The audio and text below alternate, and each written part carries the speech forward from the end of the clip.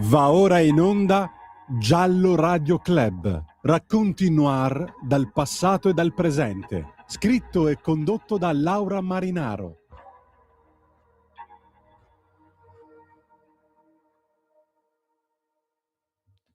Dovevo essere quello che faceva osservare la legge, ma ho sbagliato. Chiedo scusa a tutte le persone che indossano la divisa. Ho tradito la fiducia. Ho perso la testa.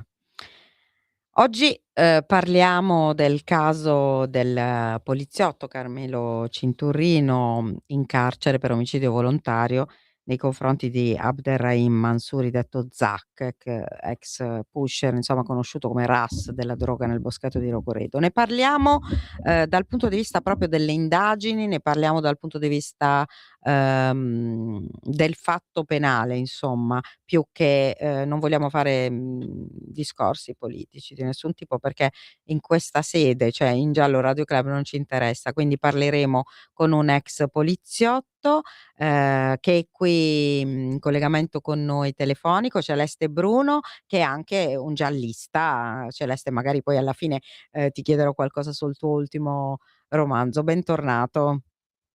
Grazie, buon pomeriggio a te e a tutti i nostri radioascoltatori. Grazie. Ecco, e poi dovrebbe collegarsi con noi, adesso stiamo cercando di ricontattarlo, Dario Redaelli, che è anche lui è un ex appartenente alla polizia scientifica, un esperto balistico, ed è colui che si è occupato proprio, diciamo, della prima parte delle indagini, quella che ha poi portato insomma alla perizia balistica che di fatto ha "incastrato" tra virgolette, senza alcuna possibilità insomma di smentita, l'agente del commissariato di Mecenate. L'abbiamo qui in linea? Dario? Ah no, non è ancora. Vabbè, comunque, dopo lo interverrà. Sì, lui è consulente di parte però, Sì, sì, sì, sì. Ci spiegherà insomma un po', da esperto balistico, proprio la parte balistica, ecco, Sì, di lui si è questa sempre vice occupato di balistica, sì. che comunque è una parte importante, insomma, ovviamente in questa Molto vicenda. importante, ovviamente, sì. Infatti. Allora, la storia ve la ricordo brevemente. Comunque, tutto diciamo succede nel pomeriggio del 26 gennaio scorso, in questo luogo tristemente noto e soprattutto tristemente molesto per noi, milanesi, ecco, il cosiddetto Bosco della Droga di Rogoredo, che è un vero e proprio supermercato a cielo aperto di droghe di ogni tipo, con, persone che sostano lì, giorno e notte, in particolare notte, vicino ai binari, che rischiano anche la vita di essere travolti dai treni e soprattutto fanno rischiare la vita a chi, insomma si avvicina a quei luoghi. Ma soprattutto vendono poi morte alla fine, e Zak, diciamoci la verità, adesso sì, è la vittima di un omicidio, però comunque era un venditore di morte, anche abbastanza conosciuto nel quartiere Corvetto. Tra l'altro una famiglia che è qui da tanti anni, ma, sembra addirittura ancora irregolare dopo 20 anni. Lui aveva 28 anni questo ragazzo. In pratica succede questo, che il secondo la prima versione data dall'agente e dagli altri agenti, che poi, diciamo ritratteranno un po', tant'è vero che sono indagati poi anche loro per favoreggiamento e omissione di soccorso, loro entrano in questo posto, in borghese, perché spesso ci sono delle retate, in divisa ovviamente, con un dispiegamento di mezzi notevole, però ogni tanto ci sono anche queste incursioni in borghese. Sembra che fossero anche molto, molto frequenti quelle di Cinturino, perché, questo a detta di anche del suo legale, comunque, sembra che avesse proprio un'ossessione verso questo, spacciatore. Comunque vabbè, lui entra, lo vede, quell'altro lo vede. Inizialmente, il poliziotto dice che capisce che questo volesse sparargli, perché estrae una pistola, e quindi poi gli spara prima a lui. Da una distanza più o meno di 28 metri, 30 metri, non si è ben capito, comunque più o meno i metri son quelli. Ehm, il poliziotto, lo colpisce con un colpo solo alla tempia, lui cade, in realtà cade con il volto rivolto verso la terra. Però di fatto poi il poliziotto gli fa una fotografia che lui è girato con questa pistola, che poi si rivelerà giocattolo, vicino al cadavere. Nel frattempo, tra le 17 più o meno e 10 e le 17:30, uno degli agenti che era con cinturino va in commissariato, non si sa perché, a prendere che cosa, ritorna indietro con uno zaino, insomma di fatto poi si smaschererà tutto. In realtà Cinturino aveva messo quella pistola, aveva girato il cadavere, per giustificare un eccesso, diciamo, di legittima difesa, cosa che inizialmente noi cronisti, pensavamo che fosse, perché ci fu raccontato così all'inizio. I soccorsi vennero tra l'altro chiamati alle 17:55, quindi, il ragazzo non sappiamo se probabilmente magari avrebbe potuto anche salvarsi in qualche modo se fossero stati chiamati prima, non credo, però insomma così è andata. Quindi un fatto veramente agghiacciante, un fatto che, ripeto, inizialmente da noi cronisti è stato raccontato come, cioè, quello che all'inizio sembrava, perché non si era capito, cioè ovviamente poi le indagini sono andate avanti e si è capito cos'era successo veramente. Inizialmente, tutti avevamo pensato appunto che davvero questo poliziotto nel buio avesse scambiato, ehm, non so se una pietra o comunque la pistola a giocattolo per una pistola vera, e poi avesse reagito per evitare di essere ucciso lui dallo spacciatore. Tra, diciamo, quelli che, cioè, perché questa poi parte l'inchiesta, il dubbio della procura e tutto quanto, perché sono prima di tutto dei testimoni, sia amici, conoscenti della vittima, ma soprattutto testimoni oculari, quindi altri spacciatori che erano nascosti tra le fratte varie, che incominciano a dire: "No, guardate che non è andata così", e poi viene fuori tutto un quadro pazzesco. Cioè sembra che, questo poliziotto, fosse ossessionato appunto da questo, spacciatore, e non solo, che, fosse conosciuto come Thor, addirittura perché aveva una mazzetta che faceva roteare per minacciare questi spacciatori. Poi alcuni, suoi ex colleghi dicono che addirittura, gestisse una sorta di giro di, corruzione, insomma, in cambio di droga o in cambio di soldi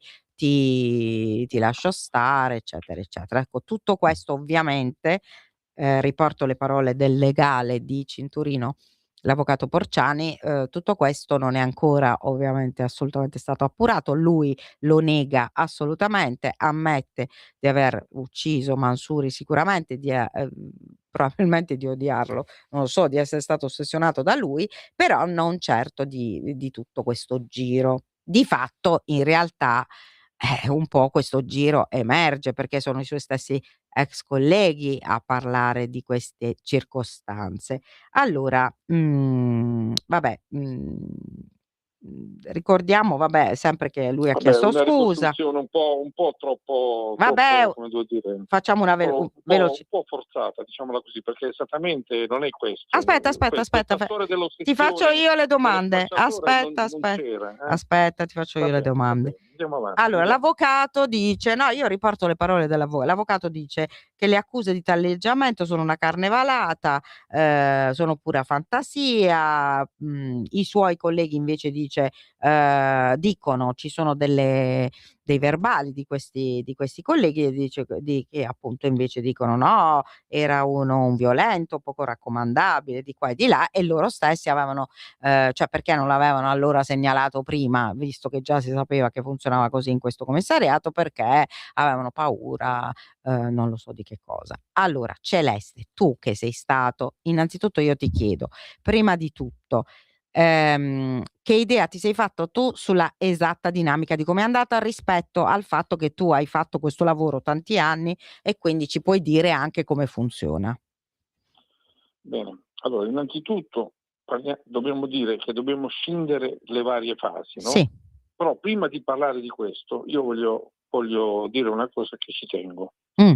che io condivido, come posso dire, le dichiarazioni Sì. sofferte, che ho visto una sofferenza del Sì. nostro questore a Milano, Bruno Megale, Sì.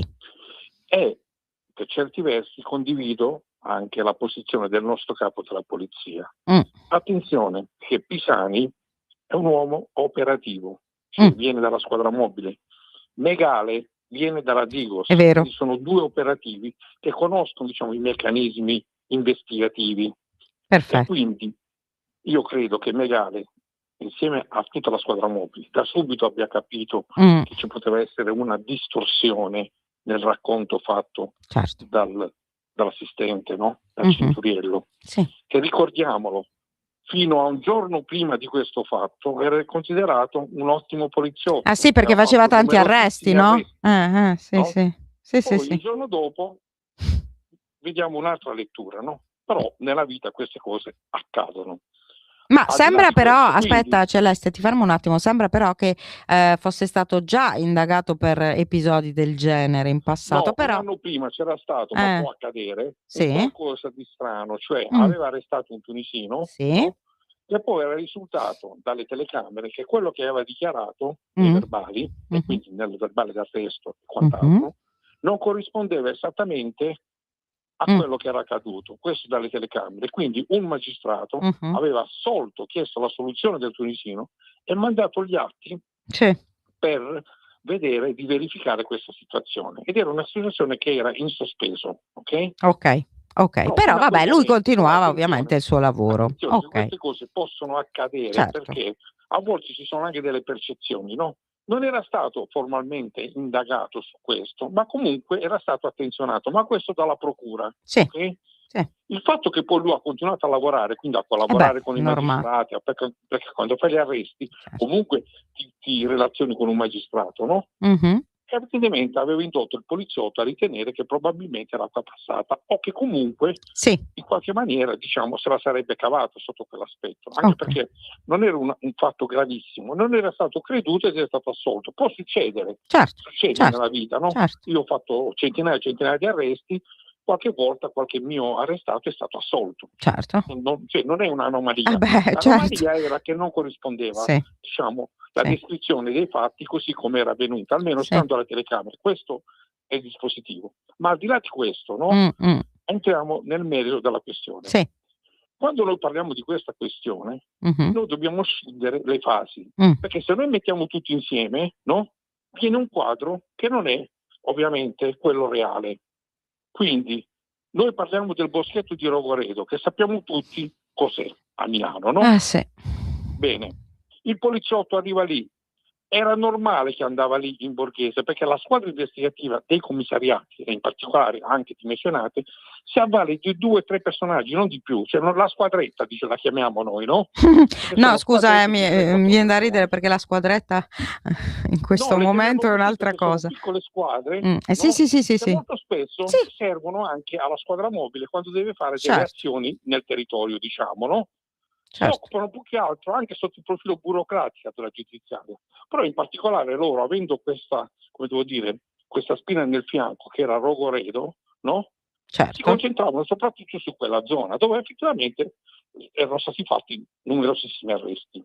Sì, c'è stata anche una parte che è stata anche una parte solamente che è stata come si dice riqualificata, però vabbè, poi si sono spostati. Riqualificata, ma comunque sempre in mano ai spacciatori, perché comunque nessuno si addentrava in quell'area. Certo. No? Perché era un'area comunque depressa, era ed è ancora, perché adesso non è che l'area è diventata, sono diventati i giardini di Versailles. No, è impossibile. Quel pomeriggio, adesso al di là della ricostruzione, lui avverte un pericolo, no? Sì.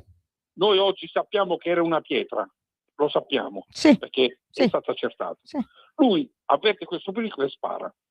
Quindi veniamo al primo punto. Io ho subito detto, cioè quando è successo questo fatto, diciamo, con i miei piccoli collaboratori, no? Diciamo nella nostra piccola cerchia, qualche dubbio ce l'avevamo sulla ricostruzione. Però, al di là di questo, tieni conto che, voglio dire, che questo retaggio della pistola finta vicino al morto, qua là, è un retaggio degli anni 70, cioè neanche io ero in polizia, sentivo delle leggende su queste storie, no? Portati la pistola finta dietro, qui se succede qualcosa ci metti vicino la pistola e dici che ti ha sparato, ma era un retaggio degli anni 60, cioè di una vecchia polizia, no? Chiaramente noi poliziotti degli anni 80, 90 non abbiamo mai condiviso queste cose, infatti io non avevo la pistola finta dietro, non l'ho mai avuta e non mi serviva. No, ma infatti non ce l'aveva dietro, ha mandato il collega a prenderla. No, sì, ma neanche ce l'avevamo. Sì, e in questo caso anche qui è stata fatta una distorsione dalla stampa dove hanno detto che non ha fatto i verbali di sequestro. In realtà lui la pistola pare che l'abbia trovata, è una pistola giocattolo, se la trovi per strada, a chi la sequestri? Non è neanche una. Certo, l'hai trovata. Non la puoi sequestrare. Se l'hai messa in un cassetto, se l'è tenuta lì. Ma al di là di questo, che non è fondamentale, lui spara, no? Sì. Si rende conto che l'ha colpito mortalmente, perché si rende conto, certo. E lì, a mio parere, per l'esperienza che ho, il ragazzo, lo chiamo ragazzo perché io lo conosco da molti anni, non avevo più contatti con lui da anni, perché io sono fuori, ma io lo conosco questo poliziotto, l'ho conosciuto da ragazzo. Raccontaci qualcosa. E a mio avviso era un ottimo ragazzo, diciamo, a mio avviso, per come l'ho conosciuto io, un bravo poliziotto, diciamo, no? Sì. Poi dopo si è evoluto, lui è diventato ancora più bravo secondo me, perché poi nel tempo ti evolvi, no? Però al di là di questo, io poi ho perso i contatti con lui perché chiaramente sono andato in pensione, io sono fuori da circa una decina d'anni, quindi ho perso i contatti con lui, però io me lo ricordo questo ragazzo, diciamo che a voce di popolo, dei colleghi, insomma, fino a questo fatto qui, era considerato un buon poliziotto. Poi succede questo fatto, lui va nel panico. Sì. Purtroppo in questi casi, quando si va nel panico, si prendono le decisioni. Certo, ha avuto la freddezza di mandare a prendere la borsa, con dentro c'era la pistola, e mettere la pistola vicino. Questa freddezza ce l'ha avuto. Però, secondo me, è stato il panico a prenderlo. No? Lui è stato preso dal panico, cioè adesso andrò sotto processo, mi incrimineranno, e in quei secondi ha deciso questa soluzione che è la più scellerata in assoluto, perché oggi questa cosa qui, anni fa non c'era il DNA, non c'era le telecamere, attenzione sulle impronte, le impronte sulle pistole è difficilissimo trovarle, io ho sequestrato tantissime armi e non ho mai trovato impronte, mai, armi anche addosso alle persone, cioè impugnate, però il DNA è diverso. Quindi se avesse solo ragionato 10 secondi, si sarebbe reso conto subito che stava facendo una cazzata, anche perché lui aveva tutto a suo favore. Aveva il luogo, i tempi, aveva una certa onorabilità, una certa dimensione, aveva un curriculum, e soprattutto era nel bossetto di Rogoredo con questo spacciatore con una pistola, con un sasso in mano, no? Quindi sì, sarebbe stato un brutto processo, sarebbe stato tutto un evolversi della situazione, ma mai si sarebbe arrivare a togliere la divisa, no? Quindi noi dobbiamo scindere lo sparo che determina l'omicidio, grave per carità, però da quello che accade subito dopo, cioè l'inquinamento e il depistaggio, no? Di cui lui è responsabile al 100%, e per questo dovrà pagare. No? E qui sono le due fasi. Sull'omicidio volontario, io personalmente, anche sui social che ormai sono scatenati, no? Mi sono espresso chiaramente che non esiste. Cioè è difficilissimo, per il PM sarà difficile dimostrare l'omicidio volontario. Perché noi spariamo a distanze di 10-15 metri ai poligoni, no? E a malapena lo prendiamo il bersaglio. Perché dico la verità, la maggior parte dei poliziotti non sparano bene. Adesso non lo so se Cintulino ha anche una qualifica di tiratore scelto, ma non mi risulta. Perché io ho sparato una volta. Cioè tu dici, aspetta, ti fermo un attimo, cioè tu dici che praticamente lui ha sparato nel buio a caso ed è stato sfortunato che questo è stato beccato alla tempia. Ha sparato sicuramente ad altezza d'uomo, questo sicuro, però non può dimostrare che c'era una volontà di uccidere, è assolutamente, per me è impossibile, perché a 31 metri, no? Io ho visto sparare a 30 metri i miei colleghi, ma erano tiratori scelti, scelti. I colleghi normali sparano a 10-15 metri e neanche lo prendono il bersaglio. Adesso sarà interessante andare a vedere il libretto di tiro di questo ragazzo, no? Quando sparava. Certo. Che tipo, ecco, questo è un accertamento che la difesa dovrà fare, ma lo può fare anche il PM. Sì. E poi andare a vedere tanti poliziotti che sicuramente siamo pronti, tanti poliziotti ad andare in tribunale a dimostrare che a 31 metri, se tu metti 100 poliziotti, forse uno lo becca. Purtroppo è stato sfortunato. Quindi si chiama casualità accidentale. È successo. Quello che è successo dopo è tutta sua responsabilità. Certo. Perché non solo ha messo in crisi se stesso, ma anche gli altri. Ha messo in crisi i colleghi e la dignità della polizia. Sui fatti di corruzione invece, sui ricatti, e qui si apre un altro capitolo. Io personalmente ho molti dubbi. Ma perché? Magari domani sarò smentito, perché da subito, cioè immediatamente dopo questo fatto, c'è stato l'avvocato dello spacciatore, che è una donna, l'avvocatessa, che subito ha parlato che il suo cliente gli aveva riferito che questo poliziotto terrorizzava il suo che lui cliente, lo voleva denunciare e addirittura. le aveva fatto delle richieste di denaro, esattamente 200 euro al giorno più 5 dosi di cocaina. Innanzitutto bisogna vedere la cocaina, le 5 dosi, se erano per lui o se le voleva vendere. Quindi anche qui va fatto un esame per vedere se lui è un drogato, no? Se lui è uno che assume droga. Ma al di là di questo, di questa dichiarazione, quindi lei che fa questo avvocato? Subito intercetta tutta la stampa, perché fa la dichiarazione a destra e a manca su questa storia qua, dice che Mansour non aveva, il suo cliente non aveva la pistola, e su questo infatti gli hanno dato ragione, ma su tutto il resto c'è da vedere, perché se un avvocato riceve una segnalazione di questo tipo, di questa gravità, no?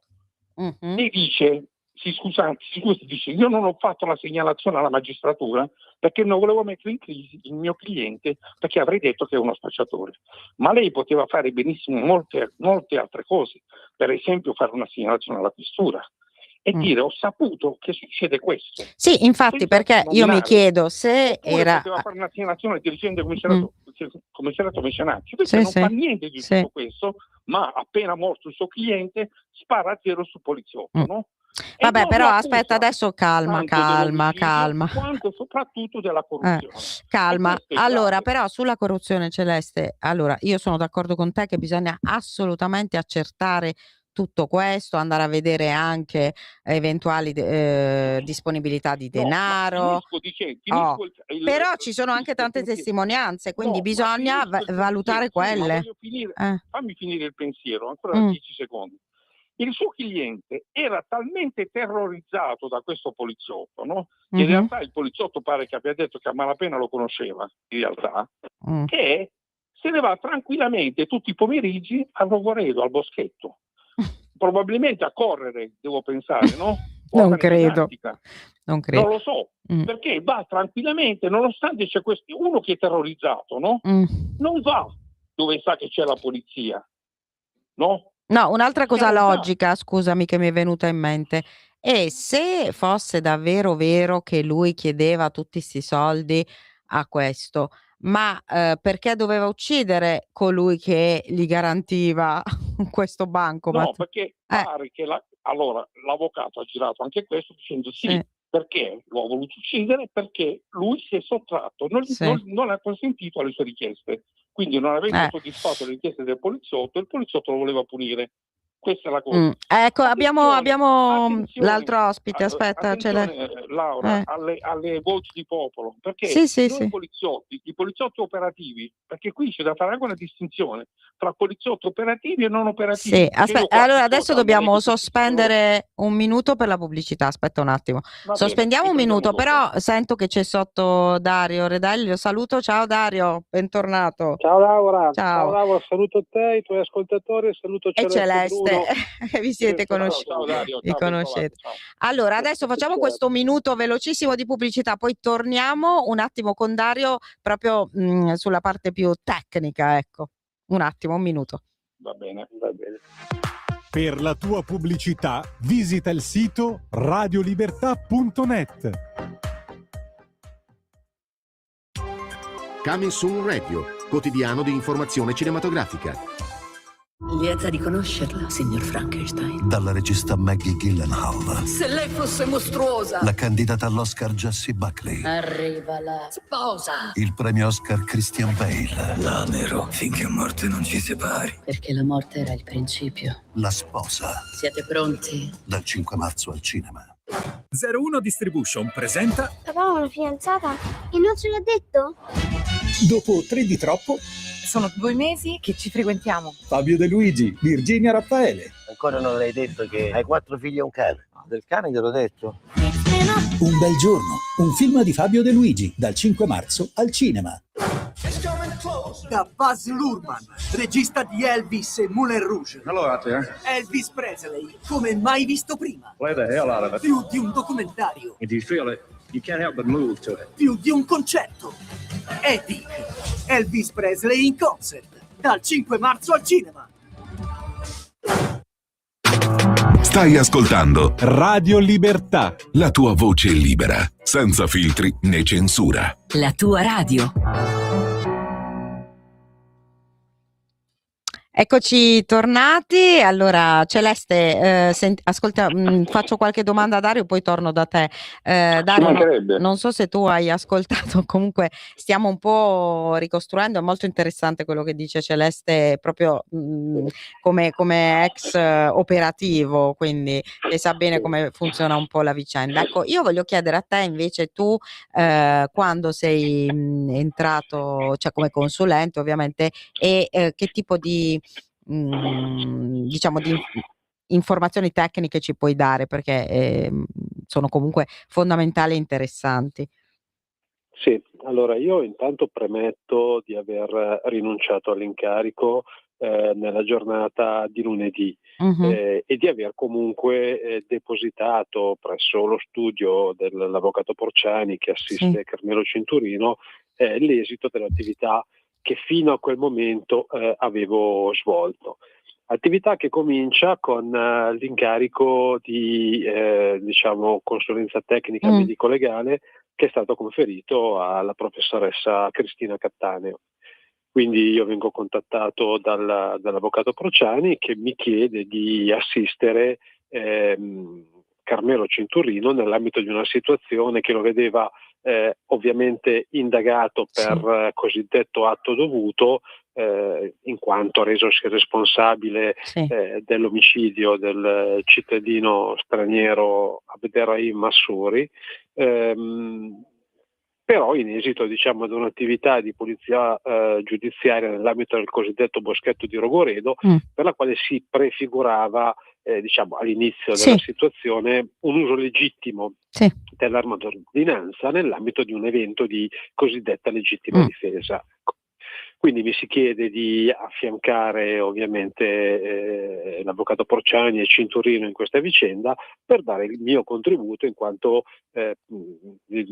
perito balistico. Quindi assisto all'autopsia e assisto poi a tutte le indagini successive sui reperti rinvenuti su quella scena del crimine dalla polizia scientifica, che ha repertato, come sappiamo, questa cosiddetta pistola giocattolo. In realtà tecnicamente si tratta di uno strumento riproducente arma, una copia della pistola Beretta modello 92, una copia soft air, quindi un vero e proprio giocattolo in grado di lanciare pallini di plastica da 6 mm con un'energia cinetica inferiore al mezzo joule, al 0,5 joule.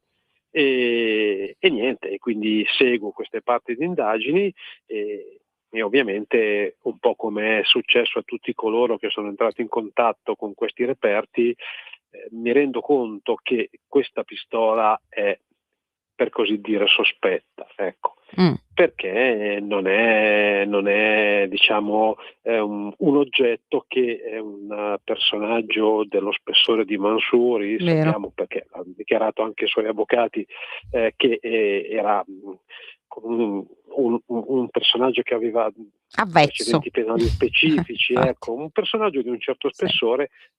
Mi rendo conto che difficilmente un personaggio con queste caratteristiche Se ne va in giro con una pistola così. Di un oggetto di questo tipo. Sa benissimo che è meglio che non si porti niente appresso, soprattutto se può essere soggetto a controlli di poliziotti armati, e sa altrettanto bene che se dovesse servirgli un'arma per difendersi, di certo quello strumento riproducente arma non è l'oggetto più adatto. Niente, quindi ovviamente mi insospettisco anche io, come si sono insospettiti gli investigatori della squadra mobile della polizia scientifica, e confrontandomi con l'avvocato Porciani rappresento questo sospetto, tanto che si decide di chiedere ulteriormente indicazioni ai protagonisti della vicenda, i quali confermano quanto hanno in precedenza dichiarato durante i verbali che hanno rilasciato dinanzi al pubblico ministero. E niente, tanto è vero che si decide di far sottoporre volontariamente Carmelo Cinturino al prelievo della traccia genetica del suo DNA, proprio perché sulla scorta di quelle che sono le indicazioni che ci vengono date siamo tra virgolette certi che lui non abbia avuto interazioni con quest'arma, con questo strumento riproducente arma, ecco. Così che lo accompagno io personalmente a farsi assumere il DNA volontariamente, quindi non perché è richiesto dal magistrato, ma volontariamente lo accompagno dalla dottoressa Albani, che procede nell'attività di prelievo della traccia genetica. Senti, ma invece la parte proprio dell'altra pistola, insomma quella che ha sparato, parlavamo con Celeste di questa circostanza abbastanza comune, insomma, quando ti trovi in un posto come quello, davanti ad un personaggio come quello e sei un poliziotto, cioè Celeste dice: "La volontarietà sarà è abbastanza difficile da dimostrare, a quella distanza", Allora, tu cosa ci puoi dire su questo? sì, allora io diciamo che non ho l'esperienza operativa di Celeste Bruno, ma un'esperienza Quella scientifica però sì. di carattere tecnico-scientifico che mi ha visto più volte protagonista di circostanze simili come consulente tecnico del pubblico ministero, quindi come autore di sopralluoghi sulla scena del crimine. E obiettivamente devo dire che non posso che dare ragione a Celeste. Uno sparo che avviene a quella distanza direi è altamente improbabile che sia uno sparo mirato, se non sei un tiratore scelto, per insomma. produrre l'exitus che poi ha prodotto. Si consideri che normalmente gli operatori di polizia si esercitano nei poligoni di tiro a sparare con la pistola a sagome che sono poste tra i 12 e i 15 metri al massimo, quindi non vengono mai fatte esercitazioni su distanze così lunghe con l'arma da fianco. Quando si raggiungono distanze di 25 metri è perché si fanno esercitazioni con l'arma lunga, quindi con la pistola mitragliatrice, con l'M12.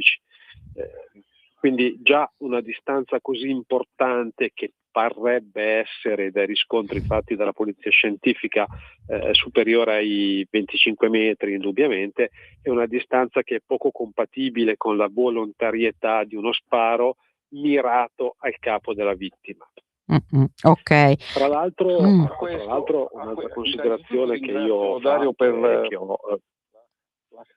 Aspetta, facciamo finire Dario, poi torni tu. Sì, no, volevo dire, in realtà lo faccio finire dicendo che l'esperto in questo caso è più lui, perché ci deve dire balisticamente, visto che lui ha visto il reperto, cioè l'ogiva, no? Se quell'ogiva ha preso direttamente la testa o può aver sbattuto da qualche altra parte, perché ha una conformazione molto molto particolare.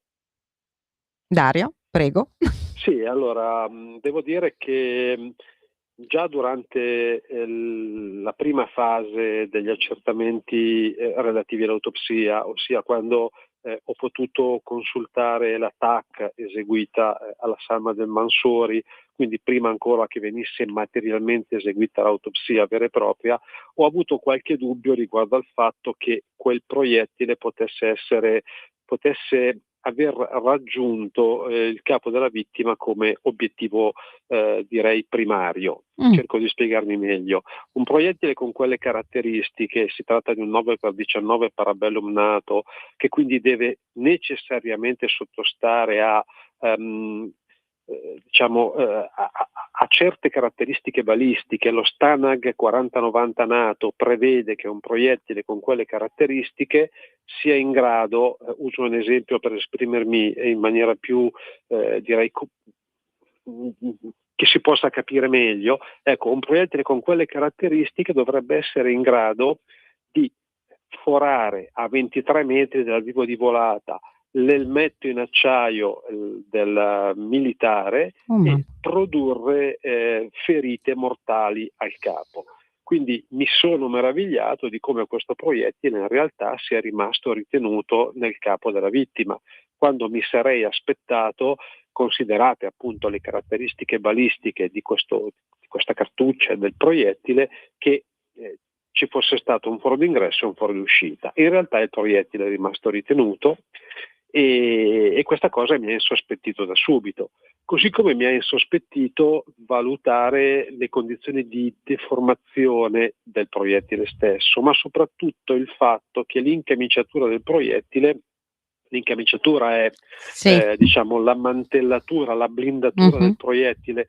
Le forze di polizia, così come i militari, sono obbligati per convenzione internazionale ad utilizzare sempre munizionamenti con palla blindata, non possono utilizzare munizioni in piombo, munizioni semiblindate, devono sempre utilizzare munizioni blindate.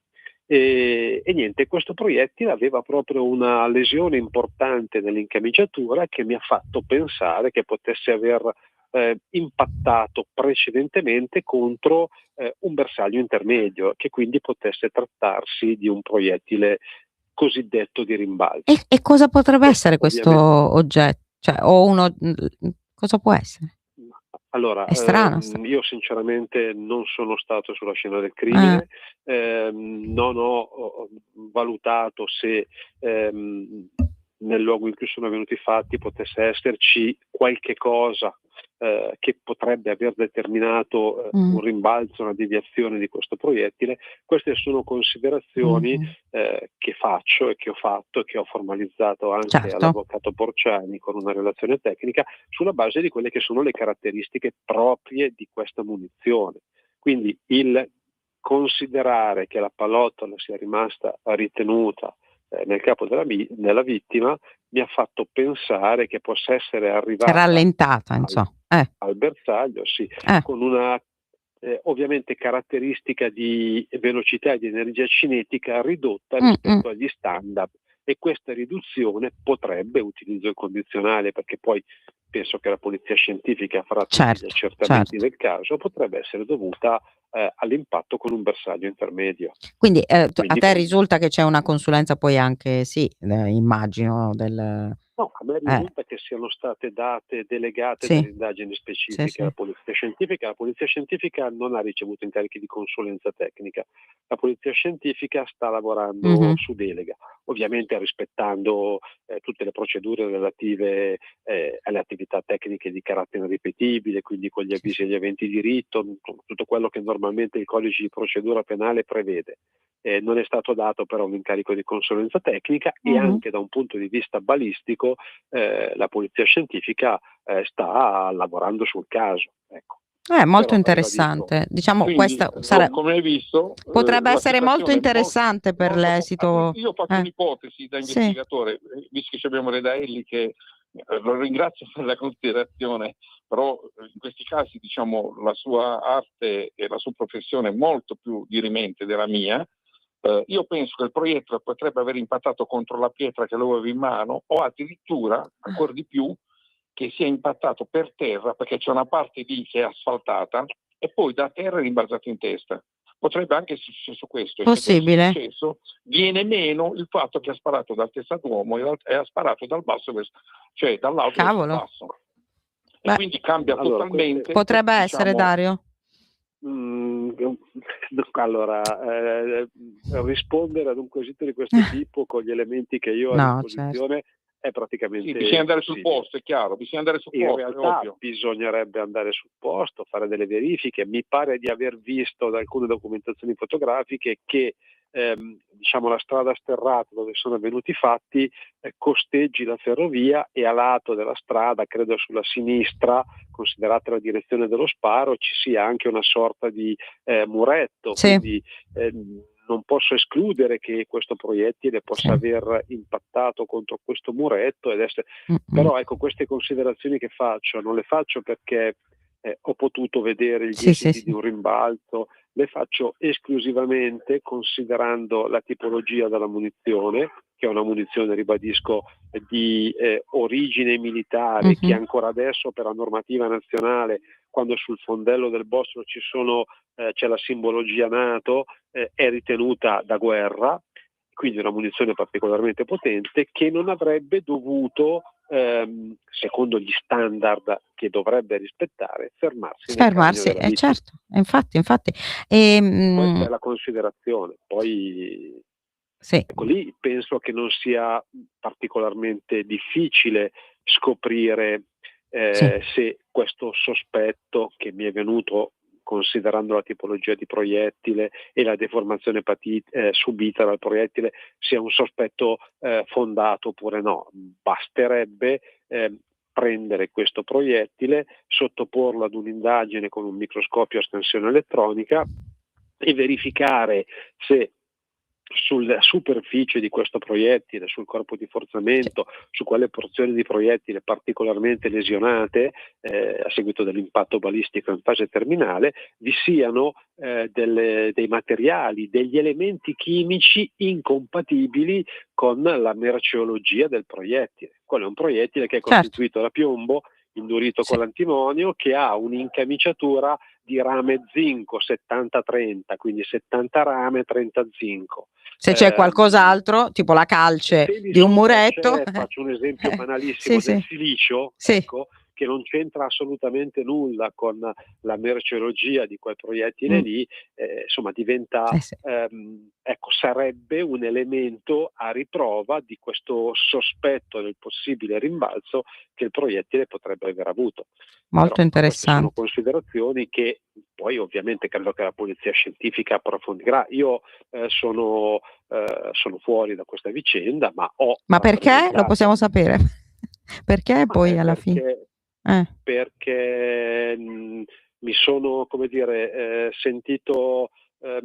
allora, io ho assunto l'incarico per cercare di collaborare con la difesa di Cintorino, quindi con l'avvocato Porciani, in un ambito che non era quello attuale. Quindi all'inizio si parlava di uso legittimo delle armi, si parlava di legittima difesa.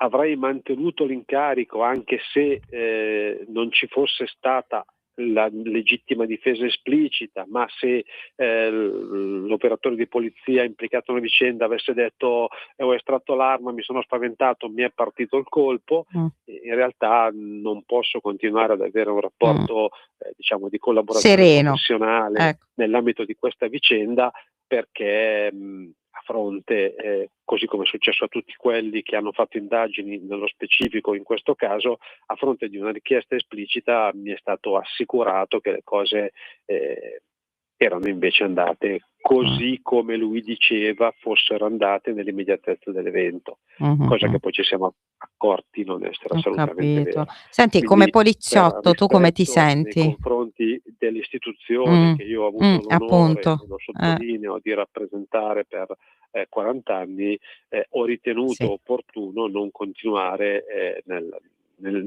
nell'esecuzione di questo incarico, ecco, perché non... Giusto. Perché no? Grazie veramente per questa spiegazione chiarissima. Ho operato le attività che ho fatte, le ho fatte tutte pro bono, ma nel rispetto dell'istituzione, quindi nel rispetto della Polizia di Stato, dell'attività che io ho svolto per 40 anni nell'ambito della Polizia di Stato. Sì, infatti ricordiamo tra l'altro, perché ricordiamolo, che Dario Redaelli si è occupato insomma di fatti come il Bataclan. Sul Bataclan ho scritto molto, ma non ho avuto l'onere di lavorare sul campo. No, però insomma l'ha studiato.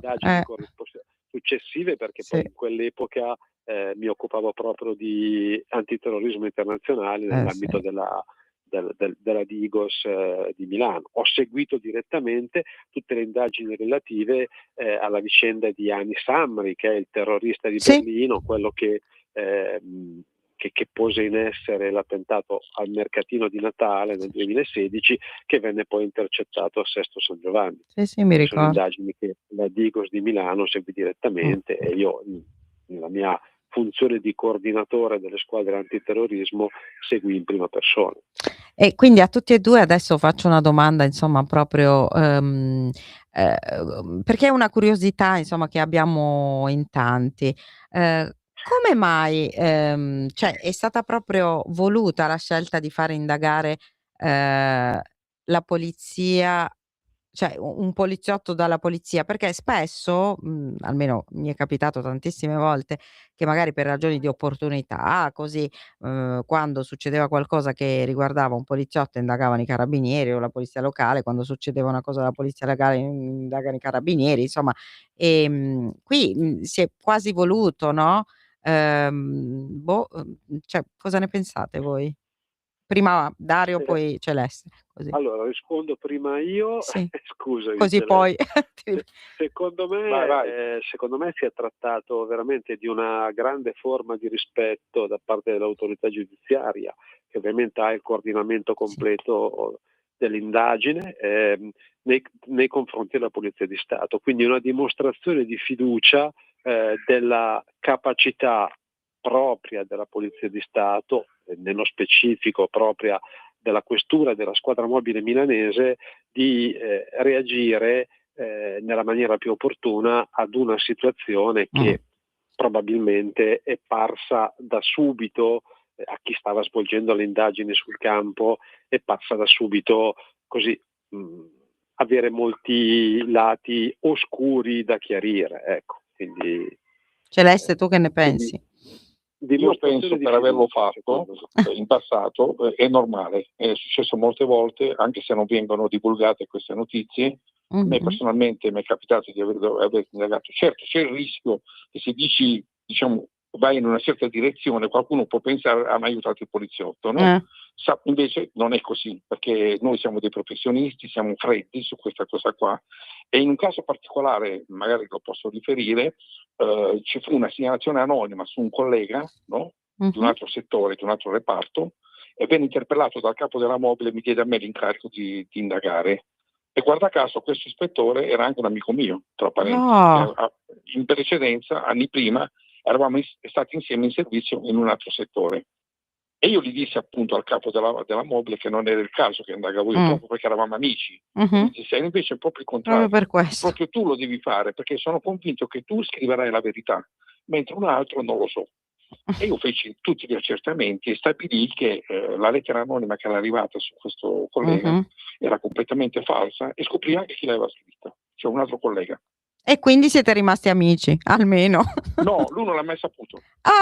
Oddio, adesso non sappiamo se... Adesso non dico il nome, non ha mai saputo che lui magari lo riconoscerà, si ricorderà forse, se ci sta ascoltando.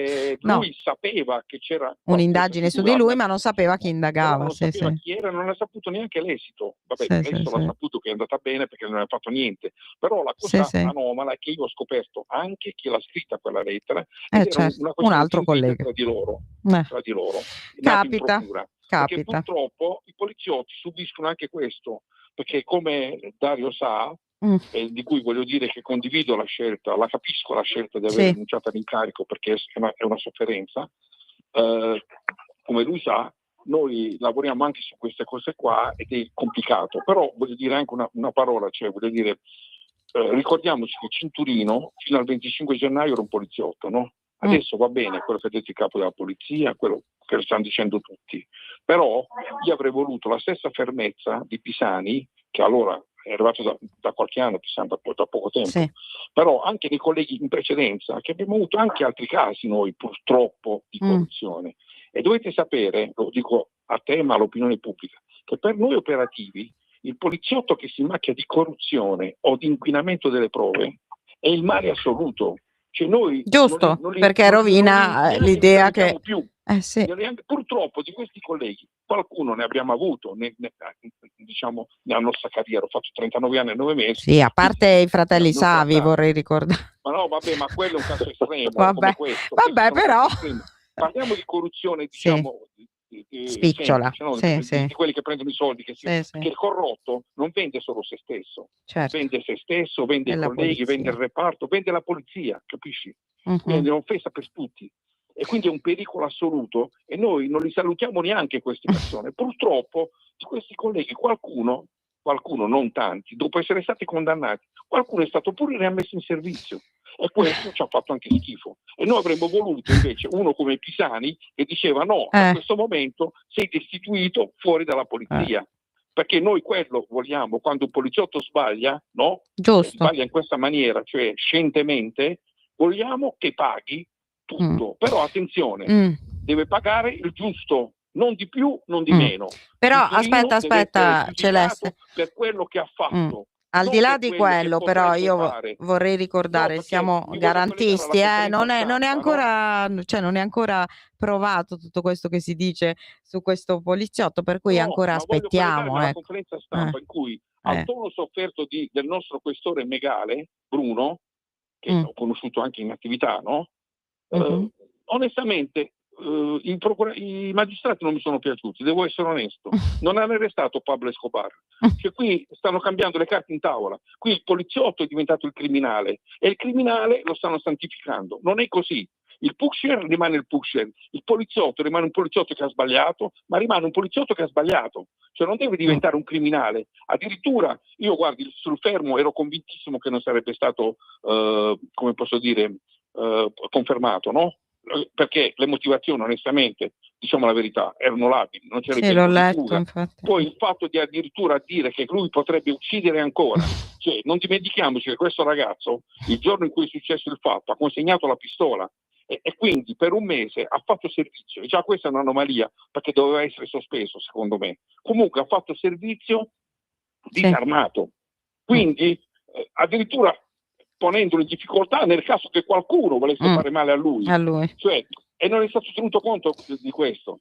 Vabbè, vedremo adesso. E uccidere degli spacciatori, cioè questa mi sembra veramente un'aberrazione. Guarda, poi non ci devono lamentare i magistrati che ci sono molti poliziotti che vorrebbero una forma diversa. Io ho lavorato con tanti magistrati, guarda, e mi sono trovato bene con tantissimi, però purtroppo c'è una frangia di magistrati, bisogna dirlo, che non sono diciamo nelle nostre corde. Purtroppo è successo qualche volta e qui secondo me dobbiamo dirle queste cose qua, non possiamo nasconderle, che c'è un certo malumore tra di noi quando vediamo soprattutto poliziotti aggrediti e gli aggressori a malapena vengono identificati e vengono pure rilasciati. È successo a Torino, a Milano stiamo ancora aspettando gli arresti, cioè, voglio dire, questo non va bene e quindi il malumore c'è tra i poliziotti. Adesso non dobbiamo fare che questo caso diventi una copertura. No, ma io volevo trattare, non volevo, Celeste, però in questa sede noi parliamo solamente della parte tecnica, della parte giuridica, la parte legale, non mi interessa. È lo stato d'animo dei poliziotti. Certo. È il mio stato d'animo da poliziotto. No, infatti lo chiedo a te e lo chiedo anche a Dario. Dario, tu cosa pensi di questa determinazione poi di Pisani di dire subito insomma si toglie la divisa? Io ho un atteggiamento diverso rispetto a quello di Celeste, che essendo un poliziotto operativo è sicuramente più sanguigno di me, quindi prende le cose in un modo più diretto. Io mi faccio una domanda e mi chiedo se il capo della polizia si esprime in questo modo. Spero quantomeno che abbia delle informazioni che noi oggi non abbiamo, perché veramente mi sembra che la presa di posizione sia netta, assolutamente molto decisa. A meno che non con questa presa di posizione e con la vicenda del capo Cinturrino non si voglia veramente lanciare un segnale proprio a tutti gli operatori di polizia, ed è proprio di queste ore, diciamo, anche quell'altra notizia che è uscita in relazione al fatto che poliziotti e carabinieri si sarebbero appropriati di indumenti e profumi sottraendoli all'OVS sì, al Coin. Cioè delle situazioni che veramente mettono a disagio chi fa il proprio lavoro, lo fa al meglio, mettendoci del proprio senza considerare sabati e domeniche, senza pensare a Natale e Santo Stefano, senza pensare agli orari, lasciando magari a casa così in ansia le famiglie. Per cui bisogna, insomma, io credo che sia necessario avere tutte le informazioni, ecco, prima di potersi esprimere in qualsiasi modo, sia a favore che contro la vicenda Cinturrino in relazione a ciò che ha detto il capo della polizia, quindi abbiamo bisogno di un po' più di tempo, lo stesso tempo che tra l'altro ha chiesto il dottor Iadevaglia, il dirigente della squadra mobile, e hanno chiesto gli stessi magistrati per approfondire degli input di indagine che indubbiamente ci sono. Vanno approfonditi. Io ricordo di aver indagato mesi sulla possibilità che ci fosse all'epoca dalla vicenda di Anis Amri, quindi nel 2016, sulla possibilità che ci fosse tra Sesto San Giovanni e Cinisello una base operativa dell'ISIS, no? Sì, mi perché Anis Amri utilizzò, lo ricordo giusto per inciso, utilizzò per compiere l'attentato al mercatino di Berlino un camion che era passato solo 2 giorni prima da Sesto San Giovanni a ritirare del materiale, o meglio da Cinisello Balsamo. Dopodiché Anis Amri venne intercettato a Sesto San Giovanni, e il luogo in cui il camion ritirò i materiali da portare in Germania e il luogo in cui, quindi la stazione di Sesto San Giovanni, venne intercettato Anis Amri, distano in linea d'aria meno di 500 metri. Questa cosa fece supporre che ci fosse effettivamente una base di ISIS in quella location. Noi indagammo a lungo, ma non trovavamo mai nulla. Quindi, mentre i giornali scrivevano, i cittadini telefonavano dicendoci di aver visto Anis Amri ovunque, non vi dico quante segnalazioni della presenza di questo terrorista tunisino alla metro di Cinisello Balsamo. No, mi ricordo benissimo che non ce l'ha la metro Cinisello. Però, no, mi ricordo la metro, non metropolitana, la metro intesa come la metro, al supermercato. Vendita all'ingrosso di materiali. Mi ricordo, l'avevo seguita perché allora lavoravo. La presenza di questo personaggio, in realtà. Quindi questo per dire come, a mio giudizio, ovviamente sia necessario aspettare di vedere bene tutto. Ecco. Questo sempre. Vi ringrazio tantissimo, è stato veramente molto molto interessante. Secondo me ci avete dato tutti e due degli spunti molto interessanti per fare un dibattito proprio su altri piani, insomma, rispetto a quelli che oggi. Ecco, avrei voluto darvi una notizia in chiusura, perché in questi minuti è prevista la sentenza per l'omicidio di Sharon Verzeni a Bergamo, però probabilmente i colleghi sono ancora chiusi dentro l'aula, per cui non mi possono relazionare. Il PM, ricordiamo, insomma, Moussa Sangaré, questo ragazzo che uccide Sharon mentre passeggia tranquillamente con le cuffiette, perché quella sera aveva voglia così di fare del male a qualcuno, quindi con un motivo più che futile, direi. Il PM ha chiesto l'ergastolo. La perizia psichiatrica ha detto che è totalmente capace di intendere e volere, per cui adesso insomma magari la prossima settimana riparleremo di Sharon, se vedremo come si conclude. Grazie a Dario Redaelli, grazie a Celeste Bruno. Mannaggia Celeste, ricorda il titolo del tuo ultimo romanzo? Il mio ultimo romanzo parla di un delitto vero, un fatto assolutamente accaduto a Milano, l'omicidio di Bob Caselli, si chiama Vizi e Artifizi. Vizi e artifizi. Grazie a tutti e due e alla prossima. Grazie a te e a tutti i nostri radioascoltatori. Un caro saluto a Dario. Altrettanto, ci vediamo presto. Ciao a tutti. Saluto. Ciao. Avete ascoltato Giallo Radio Club.